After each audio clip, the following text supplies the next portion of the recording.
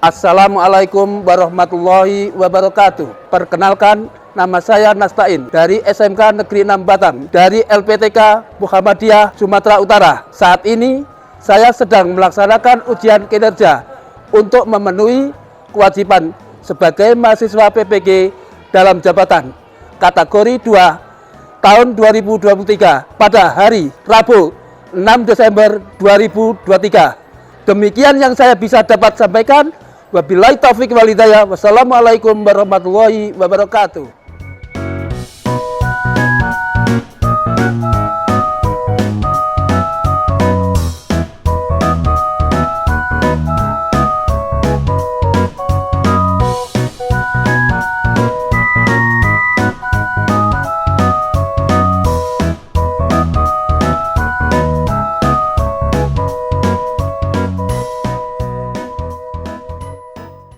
Assalamualaikum warahmatullahi wabarakatuh.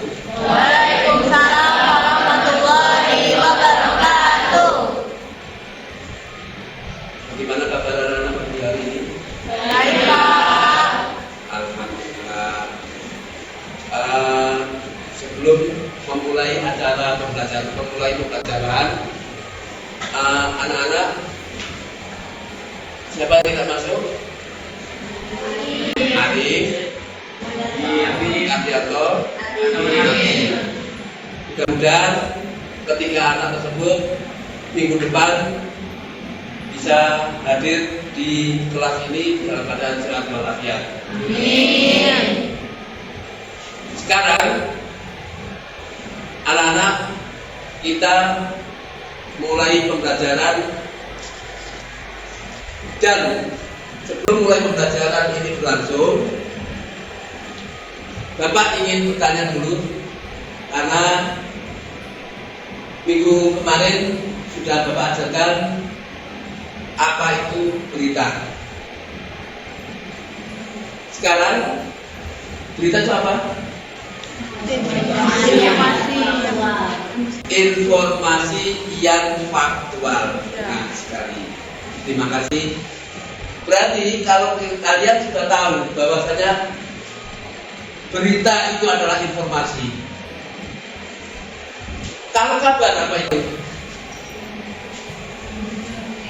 Kalau kabar belum tentu berita, Pak. Ya, betul. Kabar itu belum tentu berita. Sedangkan kalau berita itu sudah jelas ada kabarnya. Ya, oke. Untuk itu berita dibagi menjadi apa? Ya. Yang pertama adalah berita faktual. Yang kedua, opini. Yang ketiga, oke. Nah, berarti kalian sudah paham betul apa itu berita. Sekarang bagaimana dengan berita yang ada yang nanti Bapak tayangkan lewat video ini tentang definisi kalimat majemuk, kalimat langsung, serta kalimat tidak langsung mengenai berita. Mohon disaksikan. Dan nanti setelah ini kalian amati apa yang ada di video ini. Nah, setelah itu kalian jabarkan, diskusikan dengan teman-teman kalian. Silakan. Kali ini kita akan fokus membahas definisi kalimat majemuk dan kalimat langsung serta kalimat tidak langsung. Sudah siap untuk belajar? Mari kita mulai. Tujuan pembelajaran pada bab ini, Anda akan mempelajari mengenai teks berita, dan dalam bab ini akan digali lebih dalam mengenai bagaimana menemukan informasi aktual dan akurat pada teks berita, mengenali struktur dan unsur teks berita, serta memahami penyajian teks berita dalam bentuk vlog. Pada akhir bab, Anda akan mengerjakan proyek membuat vlog. Nah, Ananda tentu pernah melihat berita, bukan? Berita-berita aktual apa sih yang sedang terjadi di sekitar kita dalam minggu-minggu ini? Lalu, di mana saja berita-berita aktual tersebut Ananda dapatkan? Apakah Ananda membaca surat kabar atau internet? Atau Ananda mungkin mendengarkan radio atau podcast? atau mungkin menontonnya di televisi atau YouTube. Kalau boleh menyebut nama media, dari banyaknya media yang ada, baik surat kabar, radio, podcast, televisi, maupun berita daring di internet, mana sajakah yang layak menjadi acuan untuk menemukan berita yang terpercaya?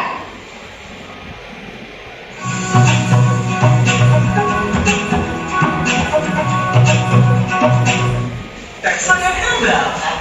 Segar 18 jam. Habis sambal pete? Habis sambal pete? Nah, kita tentu sudah sering melihat berita, baik di televisi ataupun di internet. Syarat dari sebuah berita adalah faktual dan juga aktual. Apa sih itu faktual? Faktual adalah berita itu tentunya harus berdasarkan kenyataan atau mengandung kebenaran. Dan berarti berita itu benar-benar terjadi. Sedangkan aktual, berita tersebut harus menyangkut peristiwa yang baru saja terjadi atau pengungkapan fakta baru. Perlu diketahui bahwasannya selayaknya berita itu harus mengandung data yang tepat dan benar. Penulis berita dan wartawan yang bekerja di redaksi surat kabar atau televisi harus memastikan bahwa berita yang mereka tayangkan mengandung kebenaran fakta. Meskipun demikian, pembaca harus mempunyai kemampuan untuk melihat dan memeriksa apakah informasi tersebut bersumber dari sumber yang cukup kredibel dan sudah terverifikasi. Keakuratan sebuah informasi dari semua berita merupakan syarat mutlak. Nah, sekarang sudah jelas bukan apa sih itu berita? Menurut Kamus Besar Bahasa Indonesia, berita adalah cerita atau keterangan mengenai kejadian atau peristiwa yang hangat atau kabar.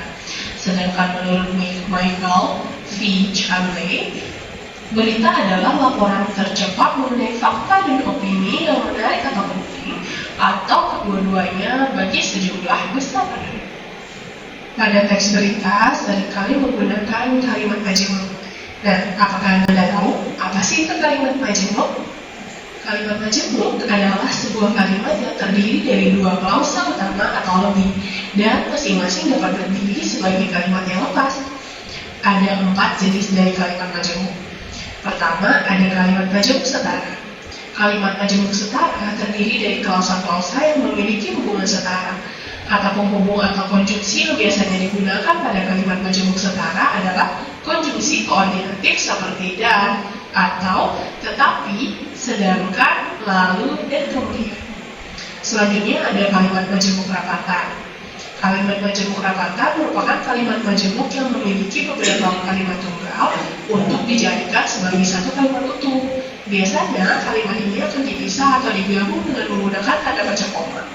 Konjungsi yang biasa digunakan pada kalimat majemuk rapatan antara lain dan, juga, serta, dan lain-lain.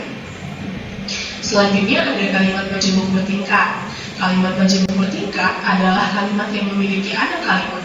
Kalimat yang bergantung pada kalimat lainnya, dan itu kalimat yaitu kalimat yang tidak bergantung pada kalimat manapun.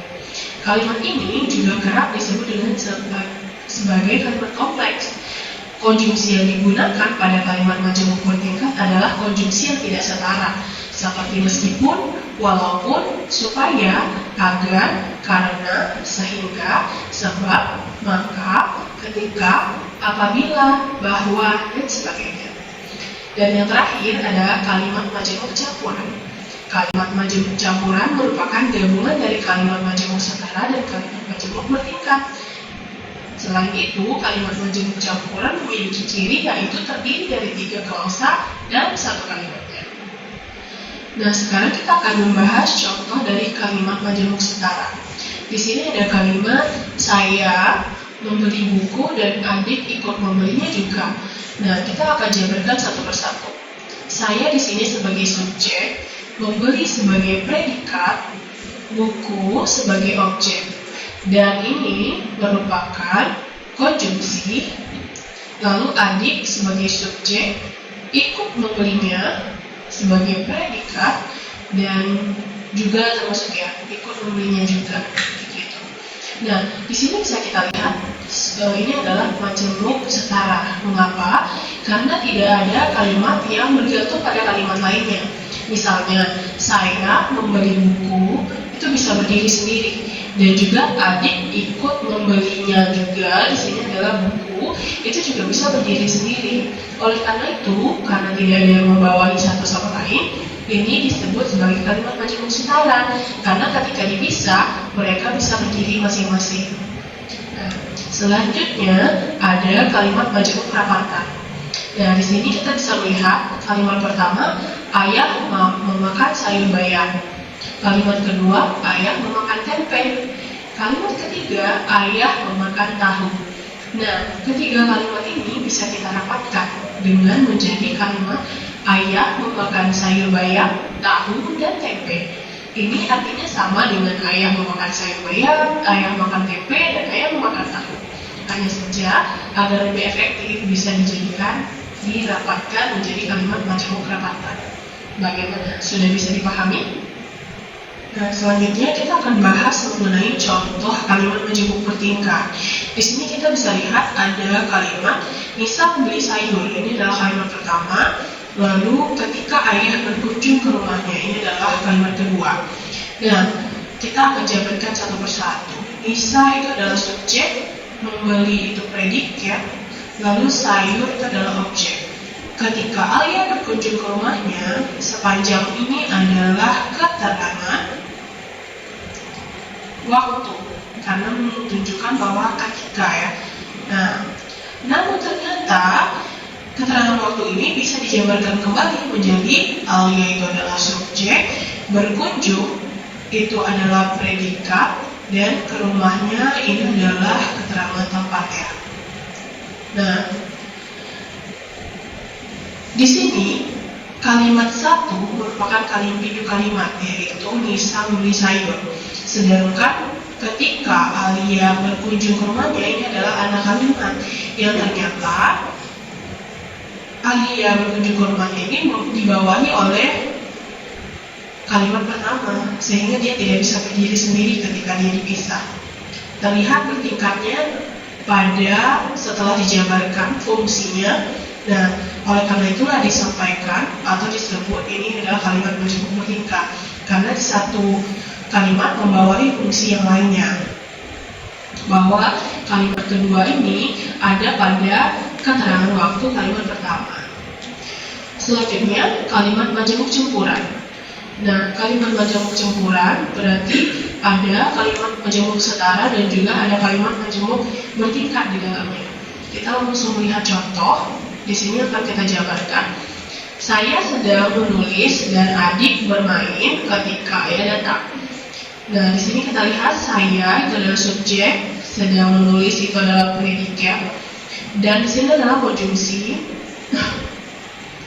Adik itu adalah subjek, bermain itu juga adalah predikat. Sedangkan ketika ini adalah keterangan tempat dari kalimat ini.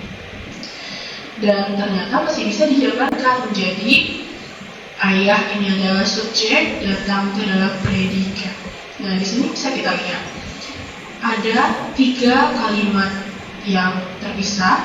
Saya sedang menulis dan adik bermain ketika ayah datang. Nah, adik bermain lalu ayah datang.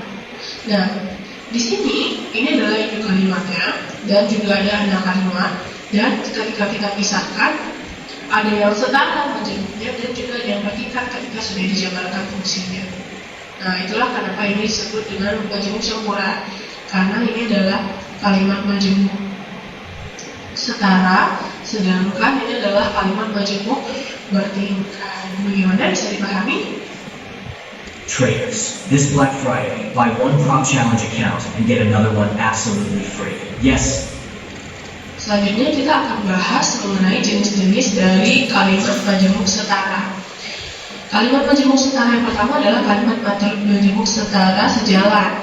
Contoh konjungsinya adalah dan, lalu, ketika, dan sementara. Contoh kalimatnya adalah Ani sedang menggambar dan Budi sedang mandi. Nah, yang kedua, kalimat majemuk setara berlawanan. Konjungsinya adalah tetapi, melainkan, dan sedangkan. Contoh kalimatnya, Mary tidak pernah lupa menabung, sedangkan Ferry selalu menghabiskan uangnya. Yang ketiga ada kalimat majemuk setara hubungan sebab akibat. Contoh konjungsinya adalah sebab, karena, sehingga, dan maka. Nah, contoh kalimatnya, Roni memakan makanan terlalu pedas sehingga ia menjadi diare. Nah, contoh selanjutnya adalah kalimat majemuk setara penguat. Kalimat ini memiliki klausa yang berfungsi sebagai penguat klausa lainnya. Contoh, Pak Rudi memang terkenal pelit, terlebih pada orang yang tidak ia sukai. Nah, ini menjelaskan bahwasannya dia pelit kepada orang yang tidak dia sukai. Jadi ini merupakan penguatan dari kalimat sebelumnya. Selanjutnya, kalimat majemuk setara pemilihan. Kalimat majemuk ini memiliki dua klausa atau lebih yang merupakan pilihan. Anak itu bisa mendapatkan beasiswa berupa uang pesangon atau belanja buku setiap bulan. Jadi atau di sini adalah pilihan. Selanjutnya, kalimat majemuk setara berurutan. Kalimat majemuk setara berurutan merupakan kalimat majemuk yang memiliki kelompok kata yang saling berurutan. Ali akan belanja sayur dahulu sebelum pulang ke rumah. Jadi ada urutan yang dilakukan di sini. Nah, selanjutnya kita akan lihat jenis dari kalimat majemuk bertingkat. Pertama ada kalimat majemuk bertingkat klausa bawahan pengganti subjek. Nah, di sini bisa kita jabarkan terlebih dahulu. Gadis kecil yang mengenakan baju warna merah itu, di sini sepanjang ini adalah subjek. Lalu membaca ini predikat, puisi ini adalah objek, di panggung ini adalah keterangan. Dan di sini terlihat bahwasannya kalimat majemuknya ada di subjek, yaitu pada gadis kecil. Ini bisa kita jabarkan kembali bahwa di sini ada subjek yang mengenakan baju merah itu. Ini adalah predikat dan yang mengenakan ini adalah predikat, lalu baju merah itu di sini adalah objek. Nah, bisa dilihat ya perbedaannya. Jadi di sini kalimat majemuknya terletak pada subjek. Oke ya. Sekarang bagaimana? Sudah paham? Ya. Nanti akan saya lanjut lagi dan saya terangkan bahwasanya kalimat majemuk itu tadi ada yang setara, ada bertingkat, ada campuran, ada rapatan. 4 kan? Ya. Di sini kalau setara, yang ada sesuai dengan yang ada kalian lihat tadi, bahwasanya setara. Contoh, Adi pergi ke pasar. Ketika itu si Lia ingin bersamaan ke pasar juga, ingin membeli pulpen atau apa atau pena. Jadi kedudukannya sama dengan si Adi yang mau pergi ke pasar. Berarti 2 kalimat dijadikan 1 kalimat. Itu yang disebut dengan kalimat majemuk. Mungkin kalian ingat pada waktu SD kelas 6 itu mempelajari bahasa Indonesia bagaimana jenis-jenis kalimat. Ada kalimat majemuk, ada kalimat majemuk. Pertama kali kalimat majemuk. Majemuk itu bermacam. Lalu ada 4 macam. Yang sekarang ini kalian pelajari 4 macam. Pertama apa tadi? Setara. 2 rapatan. 3 campuran. Nah, semua itu berkaitan dengan berita. Jadi nanti nyusunnya juga seperti ini. Nyusun suatu kalimat untuk berita pasti ada yang namanya kalimat inti. Kalimat inti itu kalimat yang faktual. Nah, kalimat faktual ini itu tidak ada kaitannya dengan harus benar-benar nyata. Tidak ada kaitannya dengan penjelasan yang lain. Itu kalimat itu berdiri sendiri, tapi kalau digabungkan ke sana kemari tetap akan menyatu. Contoh tadi yang kalian pelajari ini kalimat majemuk bertingkat, sejajar, tapi kalau sudah masuk bisa bertingkat. Inilah yang kalian harus teliti dan analisa. Nah, lanjut lagi. Selanjutnya kalimat majemuk bertingkat klausa bawahan pengganti predikat. Nah, di sini kalimat majemuknya terdapat pada predikat. Paimin, nah di sini subjek berusaha menafsirkan setiap kata. Nah, di sini sampai sini ini adalah predikat. Lalu di sini ada naskah resensi cerpen, ini adalah objek. Nah, kita lihat pada predikatnya berusaha menafsirkan. Nah, di sini bisa kita jabarkan kembali, menafsirkan itu adalah predikat, lalu setiap kata itu adalah objek. Jadi di sini bisa dilihat bahwasannya predikat atau majemuk bertingkatnya ada pada predikat. Selanjutnya ini kita tebalkan dulu supaya lebih jelas. Kalimat majemuk bertingkat klausa bawahan pengganti objek. Berarti di sini kalimat majemuknya terletak pada objek. Kita akan jabarkan terlebih dahulu. Kakak itu sebagai subjek membaca, ini adalah predikat, buku yang menceritakan petualangan si topeng. Ini semuanya adalah objek. Dan ini bisa dijabarkan kembali menjadi ini buku, ini adalah subjek yang menceritakan predikat, petualangan si topeng, ini adalah objek. Kenapa ini disebut objek? Si topeng. Kenapa si topeng ini disebut objek? Yang namanya manusia itu seharusnya subjek. Kenapa si topeng ini disebut objek? Si topeng itu kan julukan, ya kan? Kenapa disebut objek? Tokoh harusnya menjadi objek. Kenapa itu menjadi objek? Karena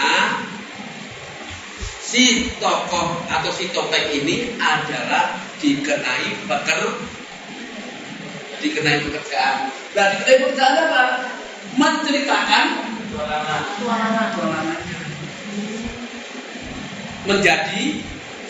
akhirnya menjadi objek. Terus apa ini? Kakak menjadi objek. Padahal kakak dengan topeng ini adalah sama-sama subjeknya. Itulah karena kakak yang mengenai pekerjaannya, maka kakak menjadi subjek, yang dikenai pekerjaannya adalah objek. Dan predikatnya apa? Membaca. Paham? Jadi nanti kenapa si topeng itu disebut objek? Karena dikenai pekerjaan. Bisa dilihat ya bahwasanya objeknya bisa dijabarkan kembali gitu. Dan ini merupakan kalimat majemuk yang terdapat pada objek. Dan selanjutnya kita lihat pada jenis yang keempat, yaitu ada kalimat majemuk bertingkat klausa bawahan pengganti keterangan. Nah, di sini ada contoh, ibu, ini subjek, sedang menyiapkan, ini adalah predikat, makan pagi, ini adalah objek, ketika petugas pos datang mengantar surat. Sebenarnya ini yang sangat terlihat bahwasannya ini adalah kalimat majemuk ya. Keterangan waktu di sini. Nah, keterangan waktu ini bisa dijabarkan kembali. Petugas pos ini adalah subjek, datang mengantar ini adalah predikat, lalu surat itu adalah objek. Jadi sangat terlihat bahwasanya di sini ada kalimat majemuk pengganti keterangan. Nah, sekarang ini petugas pos. Ini masuk keterangan Pak. Sekarang saya tanya, kalimat sempurna itu terdiri dari SPOK. Subjek, predikat, objek dan keterangan. Subjek jelas, ibu sedang menyiapkan makanan pagi. Ibu sebagai subjeknya sedang menyiapkan predikat makanan pagi. Objek. Di sini ketika petugas pos datang mengantar surat, ketika ada kata-kata ketika ini adalah sebagai penyambung. Sebagai penyambung, maka di sana ada kalimat lain, yaitu petugas pos datang mengantar surat. Petugas subjek, petugas pos datang mengantar predikat surat. Objek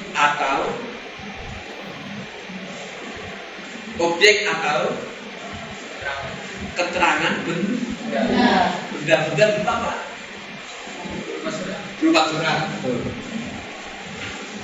Jadi kalian merintis dari awal, ini menyimak dari awal. Oh, ternyata ini ada dua kalimat dijadikan satu. Yang pertama jadi ini, yang kedua jadi subjek, jadi predikat, yang ketiga jadi objek. Oke? Nah, lanjut lagi. Bagaimana bisa dipahamikah mengenai kalimat majemuk bertingkat dan setara?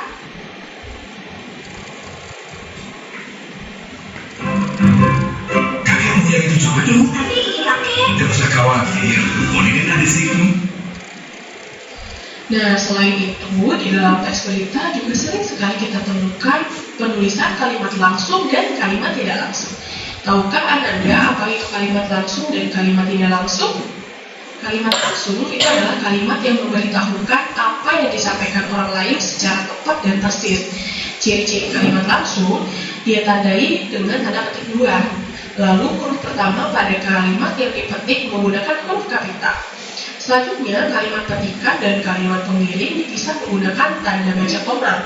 Lalu berupa dialog berurutan menggunakan tanda baca titik dua di depan kalimat langsung. Dan pada bagian kutipan bisa terdapat kalimat tanya, berita, dan perintah sesuai biasanya dengan apa yang disampaikan oleh si penyampai atau si pembicara. Contohnya seperti ini. Laki-laki yang tadi lewat adalah suami baruku, kata Ibu Dewi kepadaku. Ini adalah penulisan kalimat langsung. Di sini mengatakan bahwasannya Ibu Dewi benar-benar mengatakan hal seperti ini tanpa merubah satu kata pun. Yang kedua, listrik sudah dipadamkan sebelum pukul 21 WIB, ucap Bapak. Nah, di sini juga bisa terlihat bahwasannya penulisan menggunakan tanda petik dua. Lalu aku sudah sampai di depan rumah, kata ini kepadaku. Dan ayah bertanya, kapan kamu berangkat kerja? Di sini ya, bahwasanya tanda kalimat tanyanya tidak diubah. Lalu besok saja kita berangkat ke Solo, jawab Adi. Coba, ini ciri-ciri kalimat langsung. Ciri-ciri kalimat langsung di situ pertama kali ditandai dengan adanya tanda petik koma. Ini tanda petik koma di atas. Nah, tanda petik koma di atas ini itu merupakan wadah daripada kalimat inti, wadahnya atau tempatnya. Contoh, pasti ditandai dengan huruf kapital yang pertama kali. Laki-laki yang tadi lewat adalah suami baruku, kata Ibu Dewi kepadaku. Kata Ibu Dewi kepadaku. Mulai lagi, laki-laki yang tadi lewat adalah suami baruku, kata Ibu Dewi kepadaku. Itu kalimat langsung. Kenapa kalimat langsung? Karena di sana percakapan langsung dan di sana langsung. Siapa yang mengatakan tadi? Ibu Dewi mengatakan seolah-olah bertanya pada memberitahukan kepada orang lain, laki-laki yang tadi lewat itu adalah suami baruku. Dia tahu, katanya, kata si Dewi, kata temannya Dewi, dia tahu itu suami baruku. Itulah percakapan kalimat Rasul. Terus nomor 2, listrik. Ada tanda rumahnya kan di atas, ada petik ya. Sudah dipadamkan sebelum pukul 21 waktu Indonesia bagian barat. Ucap Bapak.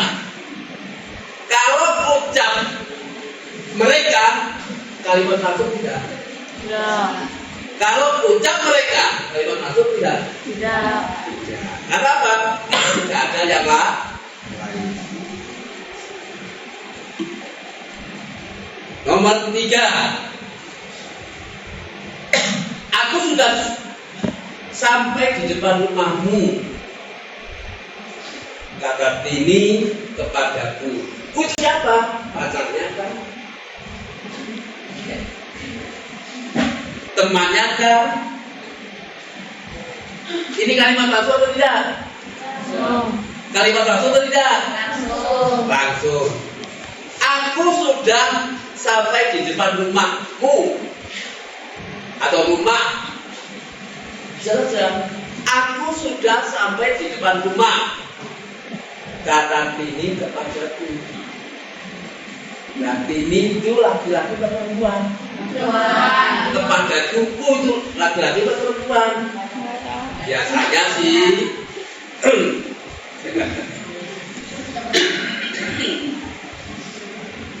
biasanya sih gitu kan, anak SMA gitu ya.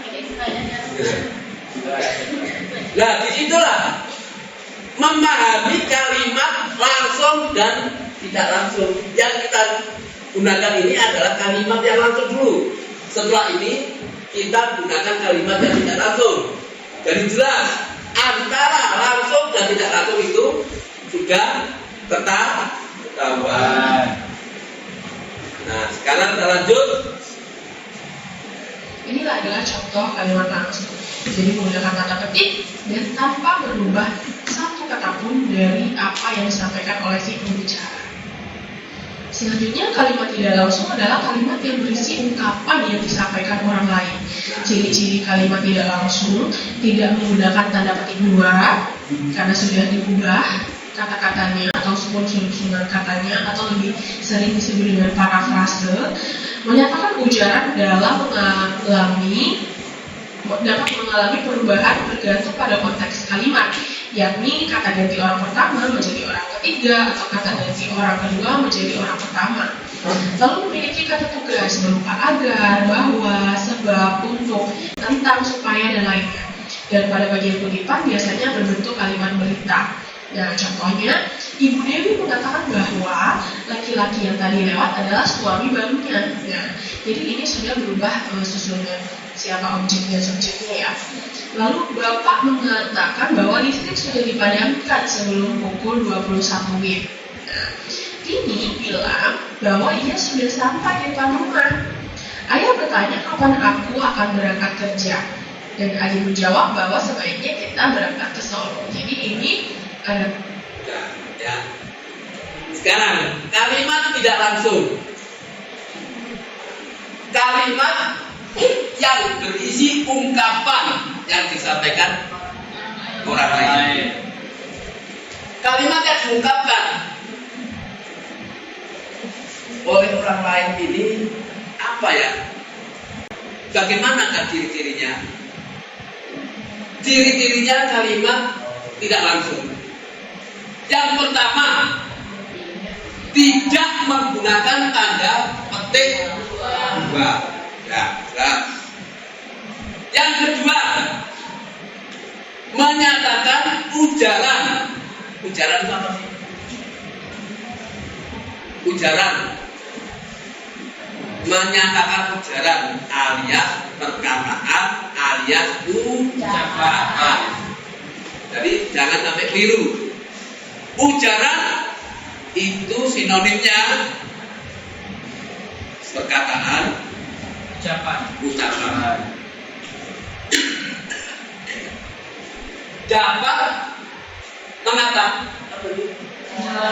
mengalami perubahan bergantung pada konteks kalimat, yakni kata ganti orang pertama. Nah, kata ganti orang pertama itu apa? Bisa iya, bisa dia. Kami bisa enggak? Tidak. Aku bisa enggak?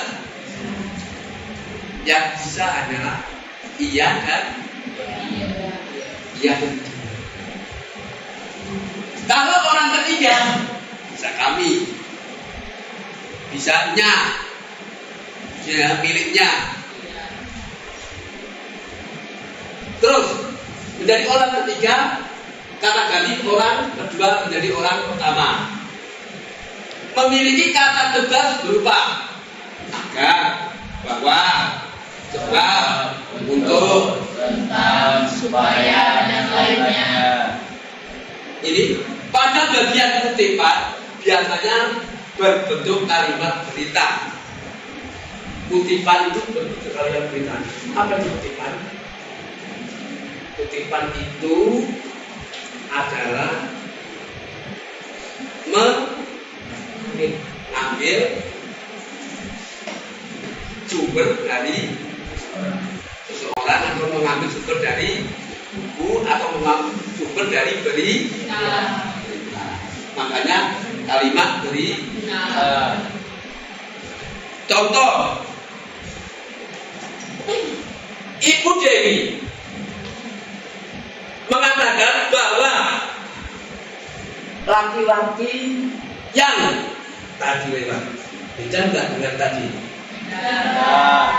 Bedanya? Coba ya, kita lihat. Coba ya, kita lihat. Ya, tulisan tidak langsung dan biasanya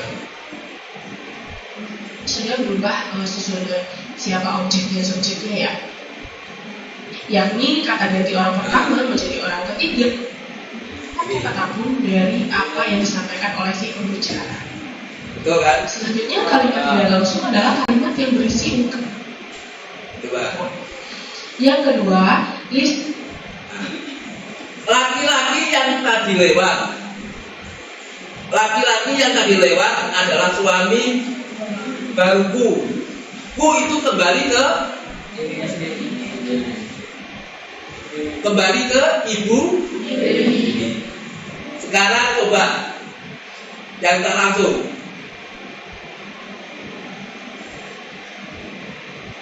Yang tak langsung.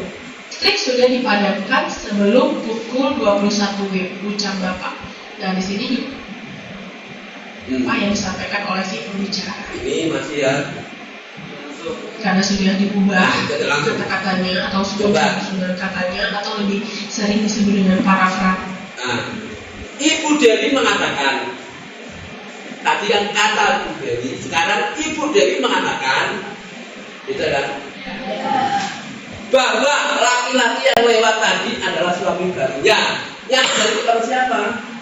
Pada temannya yang tadi. Bapak mengatakan, ini ya, yang kedua. Bapak mengatakan bahwa listrik sudah dipadamkan sebelum pukul 21.00 waktu Indonesia. Tidak ada tanda kemana enggak? Ada tanda tulisnya enggak? Tidak. Itu ciri-cirinya. Jangan sampai salah. Tidak ada tanda petiknya. Tini bilang bahwa ia sudah sampai di depan rumah.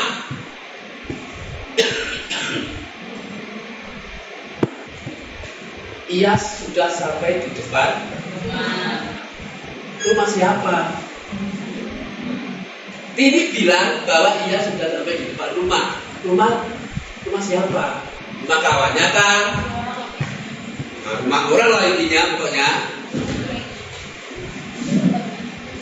Terus yang terakhir, Adi menjawab, sebaiknya kita berangkat ke Solo besok.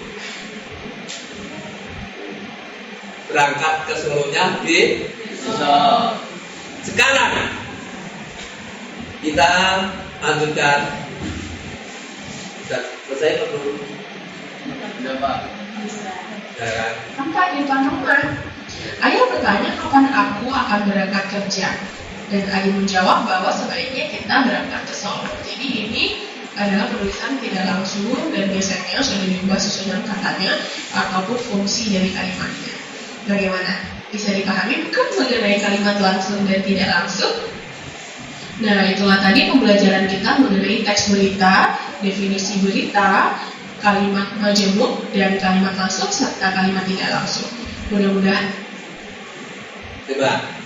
Sekarang kalian sudah memahami semua. Ya kan? Saya minta apa yang kalian lihat tadi, apa yang kalian dengar tadi, tolong dan minta tolong 1 atau 2 orang untuk melanjutkan atau untuk menerangkan kembali. Silakan. Enggak? Tidak? Silakan.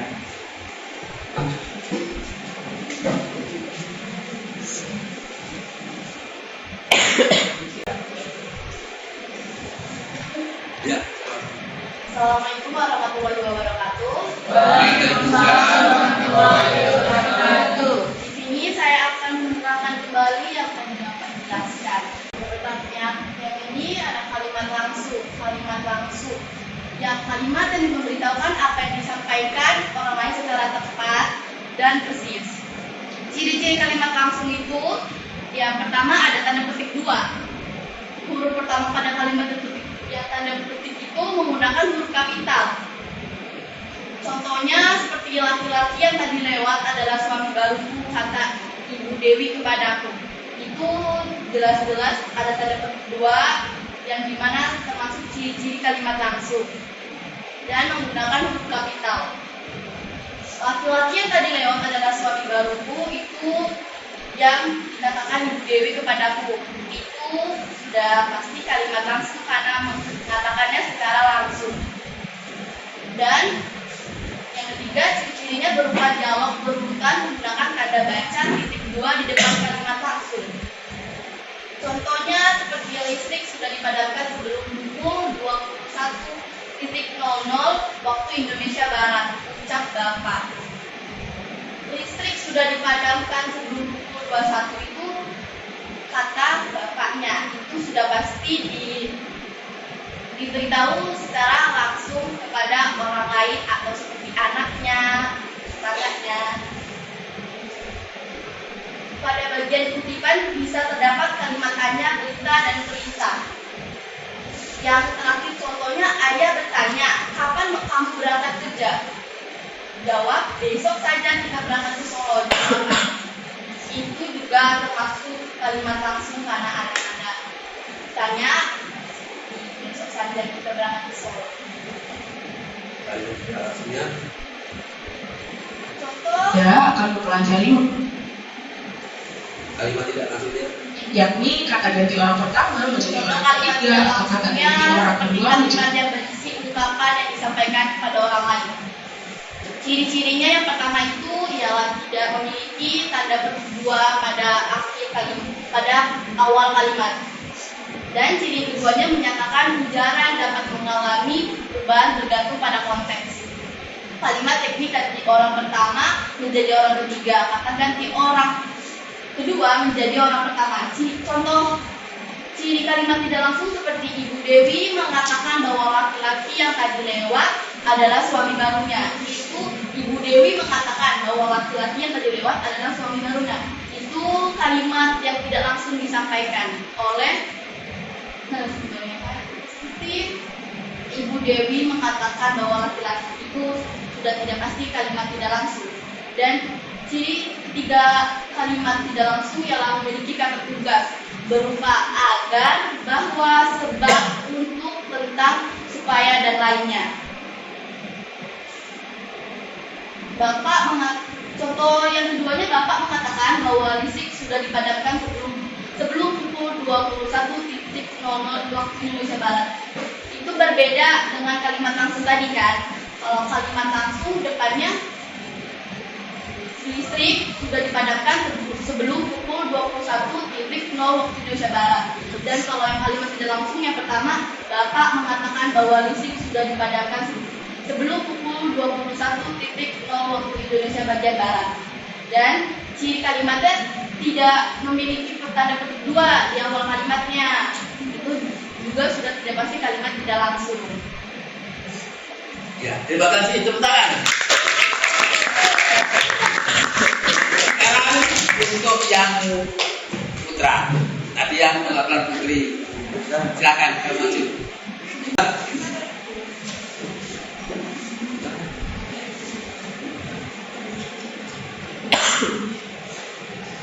Ya. Assalamualaikum warahmatullahi wabarakatuh. Waalaikumsalam warahmatullahi wabarakatuh. Di sini saya akan menjelaskan tentang teks berita itu di kalimat langsung dan kalimat tidak langsung. Yang pertama itu kalimat langsung. Kalimat langsung itu biasanya disampaikan orang lain secara tepat dan persis. Yang ciri-ciri kalimat langsung itu biasanya ditandai dengan tanda petik dan di awal kalimat itu ditandai dengan huruf kapital. Kemudian kalimat ketiga dan kalimat pengiring bisa menggunakan tanda baca koma. Ciri berikutnya itu berupa dialog berurutan menggunakan tanda baca titik dua di depan kalimat langsung. Nah, contohnya itu yang pertama adalah laki-laki yang tadi lewat adalah suami baruku, kata Ibu Dewi kepadaku. Di situ termasuk kalimat langsung karena sudah jelas di awal kalimat menggunakan tanda petik. Yang kemudian listrik sudah dipadamkan sebelum pukul 21.00 ucap Bapak. Nah, di situ juga termasuk kalimat langsung karena ada tanda petik dan dia menyampaikan bahwa itu dibilang bapaknya kepada dia. Kemudian aku sudah sampai di depan rumah kita.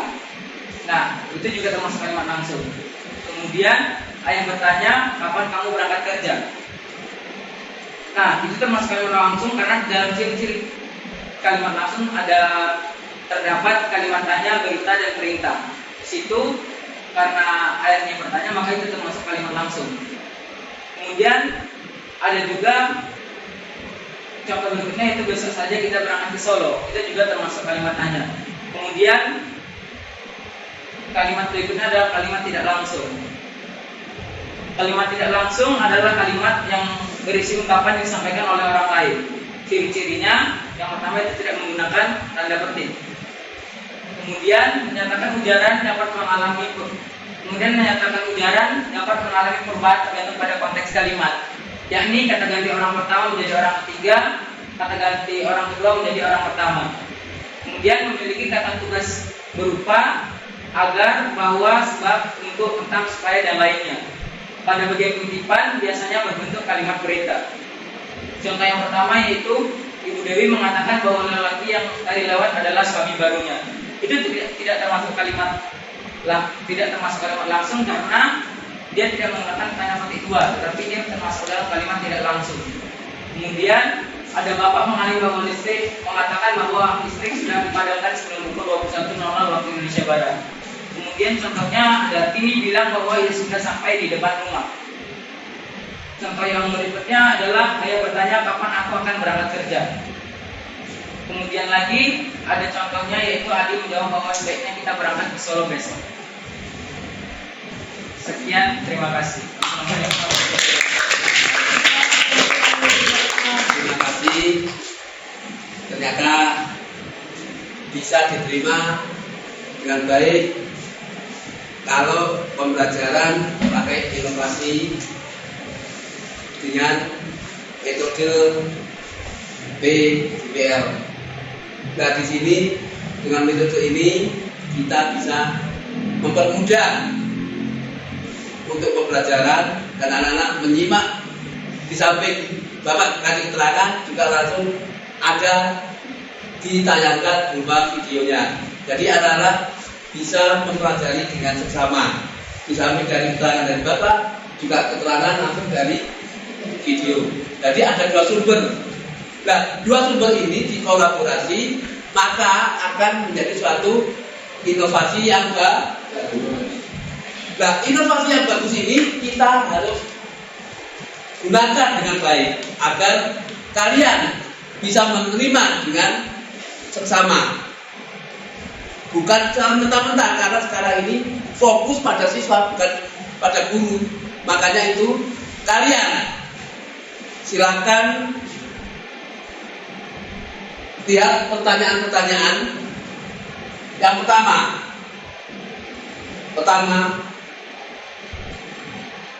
buatkan kalimat langsung. Yang kedua, buatkan kalimat tidak langsung.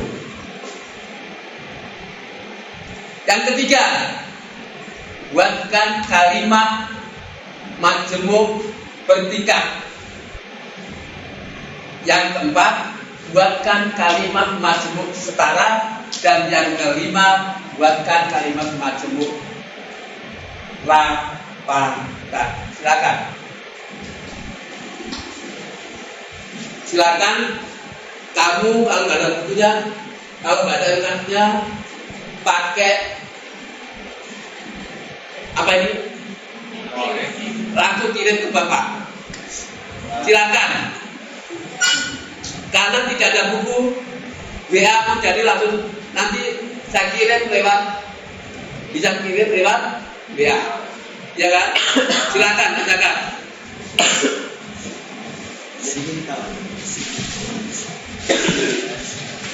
Sehingga kalian bisa mengetahui yang sebenarnya.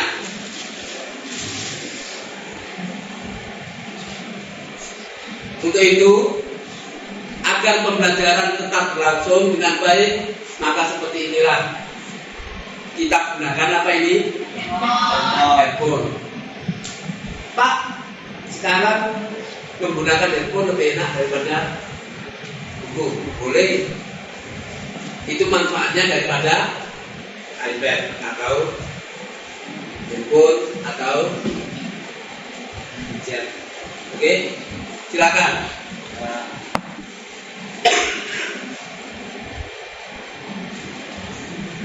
Pertama, kalimat langsung. Kedua, tak langsung. Ketiga, majemuk bertingkat. Keempat, majemuk setara. Kelima, majemuk rapetan. Soal 5 itu saja. Silakan. Kalau sudah selesai, kirim ke Bapak. Langsung itu. Kan tadi sudah didemonstrasikan oleh dua anak, perwakilan perempuan dan perwakilan laki-laki. Itu. Silakan.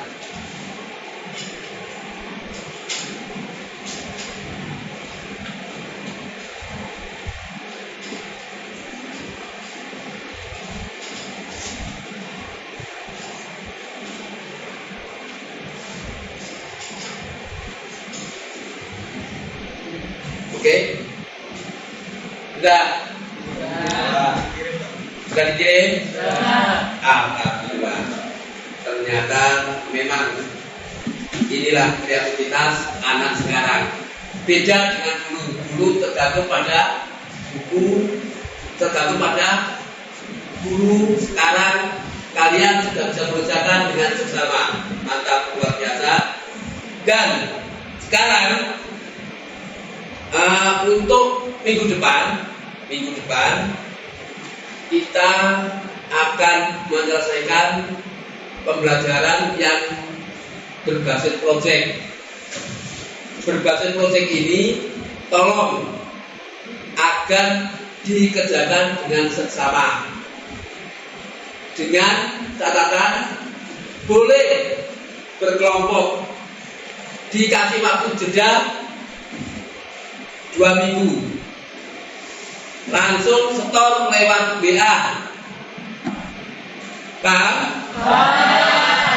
Nah, kalau sudah paham, berarti kita akan mengingat kembali minggu depan dengan berbasis proyek tentang berita menggunakan sistem 5W1H.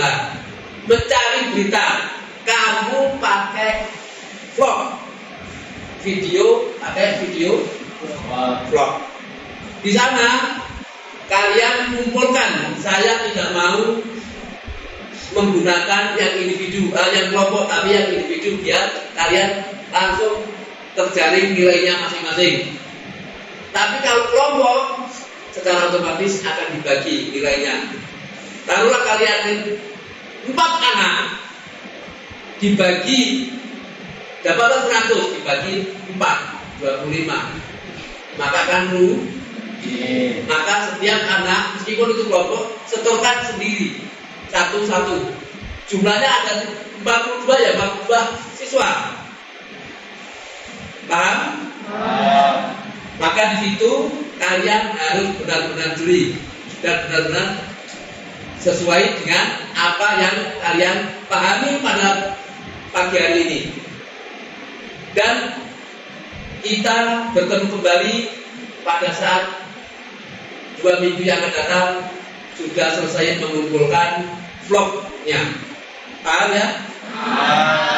Oke. Dan sebelum saya akhiri, anak-anak, mari kita berdoa terlebih dahulu.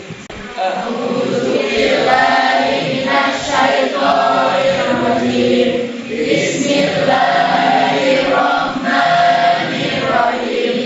Wal asri innal insana lafi khusr illa alladziina aamanu wa amilus shalihati wa tawassaw bil haqqi wa tawassaw bis sabri. Amin. Mudah-mudahan pembelajaran kali ini dapat ridho dari Allah Subhanahu wa taala, dan saya akhiri. Assalamualaikum warahmatullahi wabarakatuh.